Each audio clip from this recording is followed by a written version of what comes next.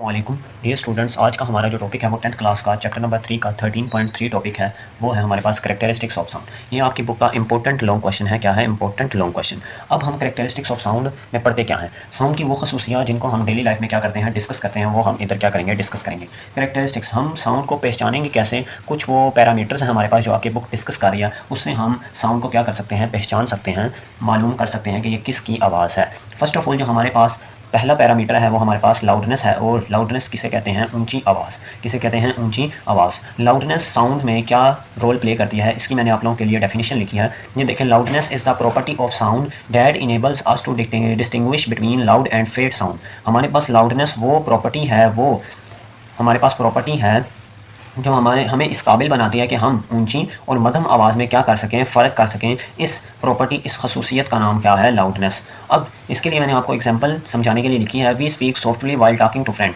जब हम अपने दोस्तों से बात करते हैं तो हम आवाज़ क्या रखते हैं, धीमी रखते हैं, मध्यम रखते हैं, ताकि हमारी बात जो हमारे दोस्त को है समझ आ सके। ऑन द अदर हैंड हमारे पास जब हम किसी लार्ज ऑडियंस, किसी सेमिनार्स में होते हैं, तब हमें माइक में ऊंची आवाज़ में बोलना पड़ता है। उसको हम क्या कहते हैं, लाउड साउंड। और जब हम अपने दोस्त से बात करते हैं उसको क्या कहते हैं, फेड साउंड। अब इन दोनों में फ़र्क करने वाली प्रॉपर्टी का नाम ही क्या है, लाउडनेस। ठीक है, जो हमारे पास नेक्स्ट है, इसके लाउडनेस के कुछ फैक्टर्स हैं, क्योंकि लाउडनेस अलहदा भी एक लॉन्ग क्वेश्चन बन सकता है बोर्ड पॉइंट ऑफ व्यू से। अब ये देखें, लाउडनेस के कुछ फैक्टर्स हैं, किन फैक्टर्स पे लाउडनेस क्या करती है, डिपेंड करती है। First of all, the loudness of sound depend upon several factor. जो हमारी बुक ने फैक्टर्स डिस्कस किए हैं उसमें हमारे पास फर्स्ट है एम्पलीट्यूड। एम्पलीट्यूड क्या होता है, ये हम अब डिस्कस करेंगे। एम्पलीट्यूड क्या होता है, जो आप चैप्टर नंबर 12 में एम्पलीट्यूड की डेफिनेशन पढ़ के आए हैं उसमें ये था कि हमारे पास मैक्सिमम डिस्प्लेसमेंट होता था। ये मैं आपको अगर समझाऊं, ये मेरे पास एक एक्स एक्सिस है, इस पर एक वेव क्या कर रही है, ट्रैवल कर रही है। ये मेरे पास क्या है, एक वेव का साइकिल है। हम क्या करते थे, मैक्सिमम डिस्टेंस जो कि एक वेव अपनी मीन पोजीशन से, ये क्या है, मीन पोजीशन से एक्सट्रीम पोजीशन तक कवर करती है, इस डिस्टेंस का नाम क्या होता था, एम्पलीट्यूड। क्या होता था, एम्पलीट्यूड। इस डिस्टेंस का नाम क्या होता था, एम्पलीट्यूड।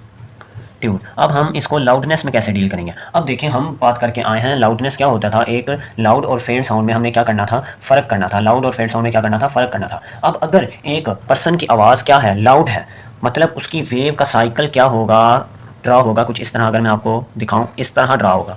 ये देखें, अगर एक पर्सन की आवाज़ क्या है, लाउड है, तो हमारे पास उसकी वेव का जो साइकिल है वो कुछ इस तरह से ड्रा होगा। अब देखें, इस वाले डिस्टेंस को और इस वाले डिस्टेंस को, इसमें से आपको कौन सा डिस्टेंस ज़्यादा नज़र आ रहा है, इसको मैं कह देता हूँ फिगर 1 और इसको मैं कह देता हूँ फिगर 2। अब देखें कौन सी डायग्राम में आपको डिस्टेंस क्या नज़र आ रहा है, मीन पोजीशन से एक्सट्रीम पोजीशन तक का ज़्यादा, सेकंड वाली डायग्राम में। ये भी क्या है, एम्पलीट्यूड। अब देखें हमारे पास, जब हमारे पास क्या होगा, लाउडनेस क्या होगी, ज़्यादा। अगर एक पर्सन ज़्यादा ऊंची आवाज़ में बोल रहा है तो उसका मीन पोजीशन से लेके एक्सट्रीम पोजीशन तक का जो डिस्टेंस होगा, जो वेव जनरेट होगी, उसका एम्पलीट्यूड भी क्या होगा, ज़्यादा होगा। अब मैं एक रिलेशन बना सकता हूँ कि लाउडनेस क्या, लाउडनेस डायरेक्टली प्रोपोर्शनल है किसके, एम्पलीट्यूड के। लाउडनेस डायरेक्टली प्रोपोर्शनल है किसके, एम्पलीट्यूड के। ठीक है, तो ये मैं एम्पलीट्यूड में ये बात लिख सकता हूँ ना कि greater the amplitude the louder the sound. हमारे पास ये बात लिखी जा सकती है कि ग्रेटर द एम्पलीट्यूड, एम्पलीट्यूड अगर आप ग्रेटर कर दें, then greater will be the sound, then greater will be the sound. ठीक है, हमारे पास साउंड भी क्या हो जाएगा, ग्रेटर हो जाएगा, ज़्यादा हो जाएगा। ठीक है, अगर एम्पलीट्यूड किसी वेव का ज़्यादा है मतलब उसका साउंड क्या है, ज़्यादा, उसकी लाउडनेस क्या है, ज़्यादा है। ठीक है, ये आप लोगों ने याद रख लेना है।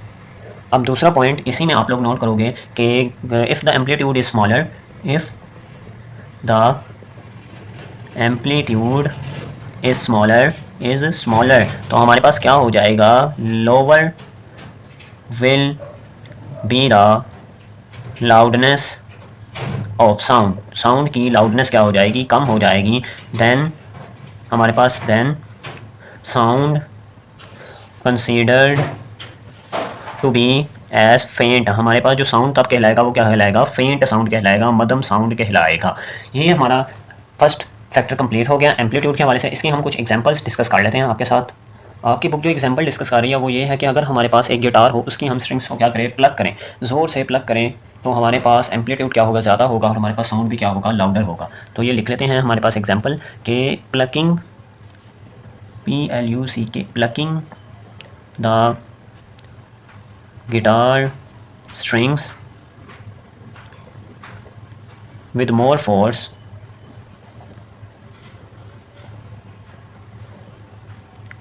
greater will B the loudness.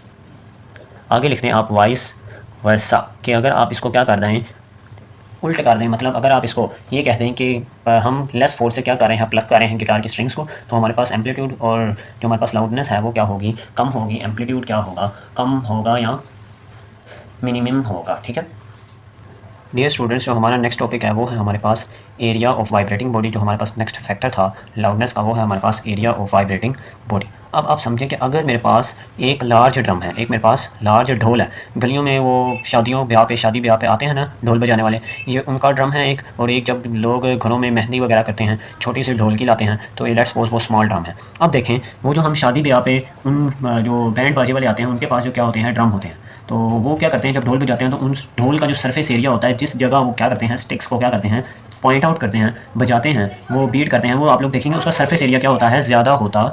तो आप लोग देखते हैं कि जब वो ढोल बजाते हैं, ढोल बीट करते हैं, ड्रम को क्या करते हैं, बजाते हैं, तो आवाज़ भी क्या आती है, ज़्यादा। मतलब हमारे पास जितना सरफेस एरिया ड्रम का क्या होगा, ज़्यादा होगा, जितना वाइब्रेटिंग बॉडी का सरफेस एरिया ज़्यादा होगा। मैंने आपको बताया था कि जब बॉडी क्या करती है, वाइब्रेट, तो उसके सराउंडिंग पे जो एयर के क्या होते हैं, पार्टिकल्स, एयर के क्या होते थे, पार्टिकल्स, वो भी क्या करते थे, वाइब्रेट। जितना सरफेस एरिया ज़्यादा होगा उतने ही पार्टिकल्स ज़्यादा वाइब्रेट करेंगे। अब देखिए जितने पार्टिकल ज़्यादा वाइब्रेट करेंगे उतनी ही लाउडनेस क्या होगी, लाउडनेस क्या होगी, ज़्यादा होगी। अब दूसरी तरफ ये स्मॉल ड्रम देखें, इसका सरफेस एरिया कम है, तो इसके सराउंडिंग पे जो एयर के पार्टिकल्स हैं वो भी क्या होंगे, कम वाइब्रेट होंगे। जब कम वाइब्रेशन होगी तो हमें भी लाउडनेस क्या देगी, कम सुनाई देगी। तो हमारे पास जैसे जैसे सरफेस एरिया बढ़ता है लाउडनेस बढ़ती है, जैसे जैसे सरफेस एरिया क्या हो जाए, कम हो जाए, तो लाउडनेस क्या हो जाती है, कम हो जाती है। तो इधर भी हम रिलेशन बना सकते हैं कि loudness is directly proportional to surface area of vibrating body. ठीक है, वाइब्रेटिंग बॉडी के सरफेस एरिया अगर हम क्या कर दें, ज़्यादा कर दें, तो हमारे पास लाउडनेस भी क्या हो जाएगी, ज़्यादा हो जाएगी।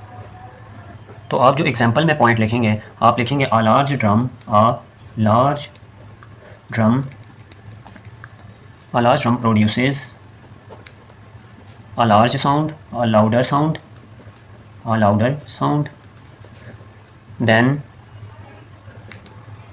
अ स्मॉल ड्रम। ठीक है, स्मॉल ड्रम की निस्बत जो हमारे पास लार्ज ड्रम है वो क्या करेगा, लाउडर साउंड प्रोड्यूस करेगा। ठीक है, ये आप लोगों ने इसी तरह as it is long question में लिखना है। ठीक है डियर स्टूडेंट्स, जो हमारे पास थर्ड फैक्टर है वो है डिस्टेंस फ्रॉम द सोर्स। हमारे पास सोर्स से जो डिस्टेंस होगा वो कैसे इफेक्ट करता है लाउडनेस को। अब देखिए वो बुक वाला कहता है एज द लिसनर, लिसनर कहते हैं हम सुनने वाले को, क्या कहते हैं, सुनने वाले को। लिसनर क्या करेगा, जैसे जैसे वाइब्रेटिंग सोर्स से क्या जाएगा, दूर जाएगा, तो लाउडनेस क्या करेगी, डिक्रीज़ करेगी। ये हमारे पास तो सिंपल, ये हमने जब ऊपर एग्जाम्पल पढ़ी है ये वाली, ये ड्रम की, ये देखें कि जैसे जैसे ये ड्रम बजेगा और इससे जो सुनने वाला है साउंड को वो जाता जाए दूर, तो हमारे पास सुनने वाले को साउंड क्या देता जाएगा, कम सुनाई देता जाएगा। समझ लगी। अब देखें as the listener moves far away from the source the loudness decreases, this happen because the amplitude of the sound wave decreases with distance. वो कहता है जैसे जैसे सुनने वाला दूर जा रहा है तो साउंड वेव का जो एम्पलीट्यूड है, जो मैक्सिमम डिस्टेंस था मीन से एक्सट्रीम पोजीशन तक का, वो क्या करेगा, डिक्रीज करता जाएगा और साउंड वेव क्या होती जाएगी, स्मॉलर टू स्मॉलर होती चली जाएगी। ठीक है, जैसे जैसे वो वाइव्स लिसनर के पास पहुंचेगी, लेट्स सपोज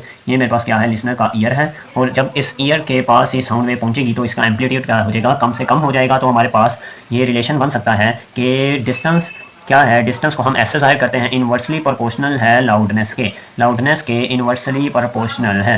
ठीक है, लाउडनेस के इन्वर्सली प्रोपोर्शनल है। ठीक है, यहाँ तक हमने लाउडनेस के फैक्टर्स पढ़ लिए। अब हम इसकी दूसरी कैरेक्टरिस्टिक्स पढ़ेंगे साउंड की, वो है हमारे पास इंटेंसिटी ऑफ साउंड। क्या है, intensity of sound.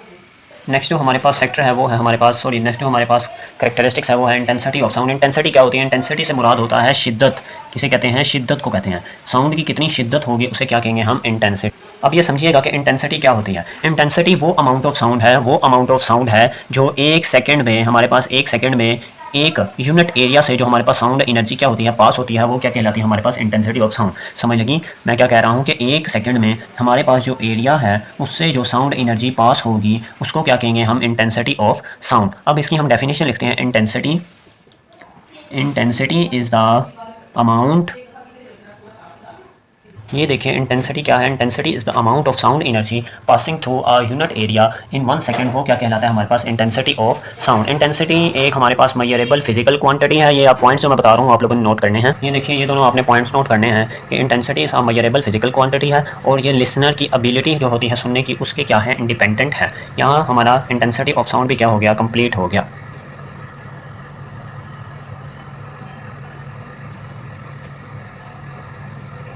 Dear students, जो नेक्स्ट हमारे पास वो है पिच। पिच क्या होती है? Pitch is the characteristics of sound that allows us to differentiate between a shrill and a grave sound. Pitch वो खसूसियत है जो कि हमें इस काबिल बनाती है कि हम डिफरेंशिएट करें, फ़र्क कर सकें श्रिल एक बारीक आवाज़ में एंड ग्रेव एक भारी आवाज़ में फ़र्क कर सकें। वो करेक्टर वो खसूसियत है, वो खासियत है हमारे पास साउंड की, जिससे हम क्या करते हैं, एक बारीक आवाज़ और एक मोटी आवाज़ में क्या करते हैं, फ़र्क करते हैं। ठीक है बच्चों, जो हमने पिच डिस्कस किया था उसमें हमने पढ़ा कि हम शरीर एक बारीक आवाज़ और एक भारी आवाज़ में क्या करेंगे, फ़र्क करेंगे। वो क्या है? कैरेक्टरिस्टिक्स ऑफ साउंड है। अब हमने पता है कि पिच डिपेंड करती है डायरेक्टली फ्रीक्वेंसी ऑफ वेव पे। फ्रीक्वेंसी क्या होती है? फ्रीक्वेंसी क्या होती है? Number of wave cycle passes in 1 second through a system is called frequency. कितने वेव साइकिल एक सेकंड में पास हो सकते हैं वेव के, वो हमारे पास क्या कहलाती थी? फ्रीक्वेंसी। अब ये देखें, फ्रीक्वेंसी डायरेक्ट किस पे डिपेंड कर रही है? पिच पे। हमारे पास अगर किसी वेव की क्या फ्रीक्वेंसी ज़्यादा होगी तो उसकी ऑटोमेटिकली क्या पिच ज़्यादा हो जाएगी। ठीक है, तो हमारे पास फ्रीक्वेंसी और पिच का रिलेशन क्या हुआ? डायरेक्ट का रिलेशन हुआ। तो मैं कह सकता हूँ कि फ्रीक्वेंसी हमारे पास डायरेक्टली प्रोपोर्शनल है किसके? पिच के। पिच अगर हमारे पास ज़्यादा होगी तो ऑटोमेटिकली हमारे पास फ्रीक्वेंसी क्या हो जाएगी? ज़्यादा हो जाएगी। अब मैं आपको एक रिलेशन, एक डायग्राम से समझाऊंगा कि अगर हम पिच को क्या करें, ज़्यादा करें, अगर हम फ्रीक्वेंसी को क्या करें, ज़्यादा करें, तो हमारे पास पिच पे क्या इफेक्ट होता है। ठीक है, अब देखिए डियर स्टूडेंट्स, ये जो ऊपर वाली डायग्राम है फिगर 1, इसको मैं कह देता हूँ फिगर 1 और इसको मैं कह देता हूँ फिगर 2। अब देखें, एक सेकंड में हमारे पास जो नंबर ऑफ वेव साइकिल पास हुए हैं, ये एक साइकिल और ये 2 साइकिल, और यहाँ पास हुए हैं 2.5 साइकिल। अब 2.5 साइकिल एक सेकंड में पास हुए हैं तो इसकी फ्रीक्वेंसी क्या है? हमारे पास 2.5 हर्ट्ज़। अब देखें, ये दूसरे वाली डायग्राम में हमारे पास कितने साइकिल पास हो रहे हैं? ये हमारे पास एक साइकिल, ये 2 साइकिल, ये 3 साइकिल और ये 4 साइकिल। तो एक सेकंड में हमारे पास 4 साइकिल्स पास हो रहे हैं, तो इसकी फ्रीक्वेंसी क्या रहेगी? 4 हर्ट्ज़। अब देखें, दोनों में से फ्रीक्वेंसी डायग्राम्स में किसकी ज़्यादा है? फिगर 2 की। तो मतलब इसकी पिच भी क्या होगी? ज़्यादा होगी। समझ आ गई? इसकी पिच भी क्या होगी? ज़्यादा होगी। आप लोगों को नजर आ रहा है? अच्छे तरीके से देख लें ज़रा, अच्छे तरीके से देखें। दूसरी फ्रीक्वेंसी क्या होगी? दूसरी डायग्राम की फ्रीक्वेंसी ज़्यादा होगी। अब ये देखें आगे, जो हमारे पास जिस वेव की फ्रीक्वेंसी क्या होगी? ज़्यादा, उसकी पिच भी क्या होगी? ज़्यादा। तो ऐसी आवाज़ को क्या कहेंगे हम? Shrill sound. और जिस वेव की फ्रीक्वेंसी क्या होगी? कम, उसकी पिच भी क्या होगी? कम, उसको क्या कहेंगे हम? Grave sound. अब जो मेरी आवाज़ है वो क्या है? भारी है। अब कोई अगर हमारे पास लड़की या बच्ची बोले तो उसकी आवाज़ क्या होगी? बारीक होगी, श्रिल होगी। अब इसकी थोड़ी सी हम एक्सप्लेनेशन डिस्कस करते हैं। बुक वाला आपका कहता है when the frequency of vibration increases, जब हमारे पास फ्रीक्वेंसी ऑफ वाइब्रेशन क्या करेंगे? इंक्रीज करेंगी, तो नंबर ऑफ वेव साइकिल्स क्या होंगे? ज़्यादा पास आउट होंगे और हमारे पास पिच क्या होगी? ज़्यादा होगी। और जैसे ही फ्रीक्वेंसी क्या करेगी? डिक्रीज करेगी, तो हमारे पास number of wave cycle passes 1 second हमारे पास क्या होंगे? कम होंगे। और इस तरह पिच भी क्या होगी? कम होगी। ये मैं थोड़ी सी एक्सप्लेनेशन लिख देता हूँ, आप लोगों ने इसी तरीके से ये लॉन्ग क्वेश्चन में लिखनी है। अब देखिए, आप लोगों ने इसी तरह लिखना है when the frequency of vibration increases more wave cycle passes in 1 second and producing high pitched shrill sound. तो हमारे पास नंबर ऑफ से वेव साइकिल इन 1 सेकंड ज़्यादा पास होंगे, पिच ज़्यादा हो जाएगी, फ्रीक्वेंसी भी ज़्यादा हो जाएगी। दूसरी तरफ हमारे पास नंबर ऑफ वाइब्रेशन क्या हो? कम पास हो, फ्रीक्वेंसी कम हो जाएगी, और हमारे पास ग्रेव साउंड भारी आवाज़ क्या होगी? प्रोड्यूस होगी, उसकी पिच क्या होगी? लो होगी। अब एक एग्जाम्पल डिस्कस कर लेते हैं कि एक वुमेन की आवाज़ और एक चिल्ड्रन की आवाज़ में क्या फ़र्क होगा।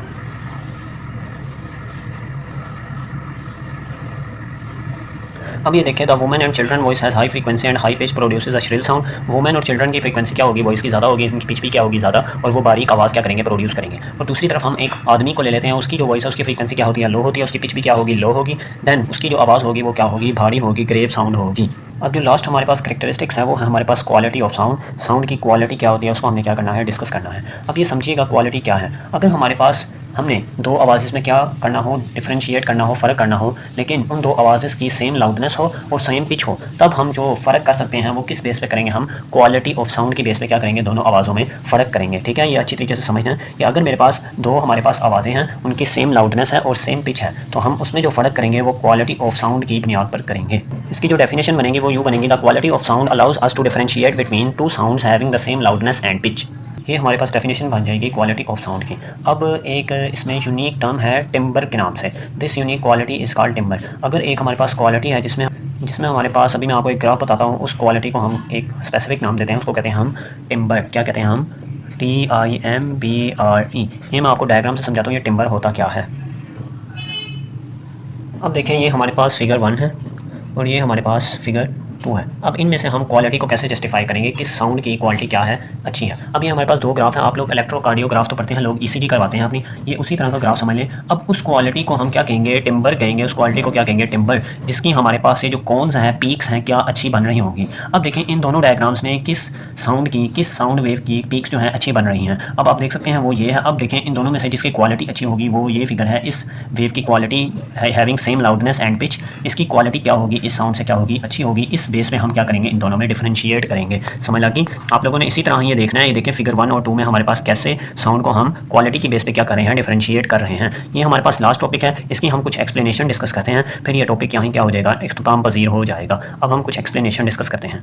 अब ये देखें, थोड़ी सी एक्सप्लेनेशन डिस्कस करते हैं कि हमारे पास दो इंस्ट्रूमेंट है, वो सेम लाउडनेस और सेम पिच से क्या प्रोड्यूस कर रहे हैं, साउंड प्रोड्यूस कर रहे हैं। We can recognise by wave form. हम वेव फॉर्म से क्या करेंगे, रिकॉग्नाइज करेंगे कि कौन सा इंस्ट्रूमेंट कौन सा वेव फॉर्म प्रोड्यूस कर रहा है, उसकी हमारे पास वेव फॉर्म है वो कैसी होगी। अब देखिए, we can recognise by wave form produce by the different wave form. Violin है हमारे पास, इसका वेव फॉर्म क्या होगा, कॉम्प्लेक्स होगा। और एक फ्लूट है, बांसुरी है हमारे पास, उसका वेव फॉर्म कहाँ होगा, स्मूथ होगा। ये उम्मीद है आपको ये लेक्चर अच्छे तरीके से समझ आया होगा। मिलेंगे नेक्स्ट वीडियो में, तब तक के लिए अल्लाह हाफिज़, बेस्ट ऑफ लक।